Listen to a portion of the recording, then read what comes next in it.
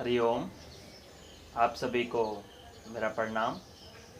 मैं आज यहाँ पे आया हूँ विचार रखने के लिए। विचार, यदि आपको कोई अपमानित करता है, आपसे दुर्व्यवहार करता है, तो आपको किस तरह से उनसे बचना है।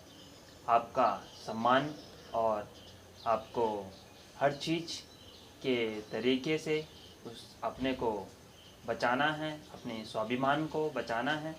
तो यदि अगर आपको कोई चुगली करता है, आपकी पीठ पीछे बुराई करता है, तो उसका आप सामना किस प्रकार करें। तो बहुत से अच्छे लोग कहते हैं कि हमेशा उनके साथ बुरा होता है। जब भी वो किसी को शांत या उनसे उनका सम्मान करते हैं, तो हमेशा उनके साथ अपमान ही होता है। अगर आप एक बार किसी को क्षमा कर दो, तो वो मनुष्य कहलाता है। अगर दूसरी बार आप उनको क्षमा कर दो, तो वो महात्मा कहलाता है। और वही अगर आप तीसरी बार उनको क्षमा करो, तो वो व्यक्ति मूर्ख श्रेणी में आता है। क्योंकि अपमान, दुराचार करने वाला पापी तो होता ही है, साथ में अगर आप उसको उत्तर नहीं दे रहे हैं, तो आप भी पाप के भागीदार हैं। तो 3 उपाय मैं आपको बताता हूँ, जिससे आप अपने स्वाभिमान, अपने को सक्षम बनाएं। प्रथम उपाय है कि आप हमेशा अपने से दूसरों को प्रेम पूर्वक, समझ पूर्वक उत्तर दें। कभी कोई आपसे कुछ कहता है, आप उसको चिड़चिड़ापन से उत्तर ना दें, सोच समझकर उसको उत्तर दें। क्यों? क्योंकि आप सोच समझ के उत्तर देंगे तो वो भी उन चीज़ों से प्रभावित होगा। अगर आप गुस्से से या घृण भाव से उनको उत्तर देंगे, तो आप कभी नहीं, वो आपकी कभी नहीं सुन सकते। तो आप हमें हमेशा उत्तर देना चाहिए, पर प्रेम पूर्वक। क्योंकि जब हम प्रेम पूर्वक उत्तर देते हैं, तभी हमारा आत्मविश्वास और हम अपने स्वाभिमान को बचाए रखते हैं।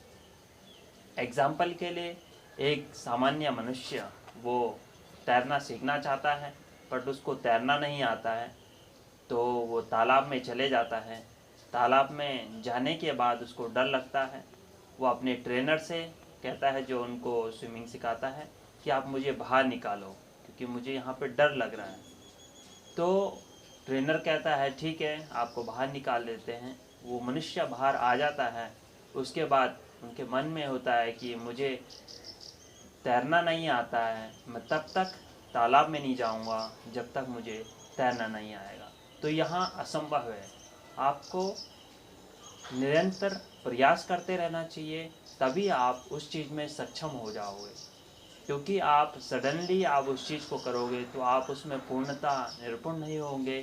तो आपको हर चीज़ का उत्तर देना है, हर चीज़ को स्वभाव और प्रेम पूर्वक उसको समझाना है। दूसरा आपका है कि स्वाध्याय। आप खुद से पूछिए, आपने आज की ज़िंदगी में क्या किया है, आज के दिन में आपने कितना सीखा है। किताब पढ़ना अच्छा है, लेकिन किताब से ही हम सारा ज्ञान, अपना अनुभव नहीं पा सकते हैं। किताब केवल हमारी बुद्धि का विकास करती है, बट हमें बुद्धि के विकास के साथ ही अपने जीवन का अनुभव करना है। तो ये सारी तीनों चीज़ें आप अपने में बनाए रखिए, और अंतिम, आप जो भी चीज़ है उसका आप सम्मान करो, आदरपूर्वक उसका निराकरण करो। तो उससे क्या होगा, आपका आत्मविश्वास, आपका बल भी साथ साथ ही बढ़ते रहेगा। हरिओम।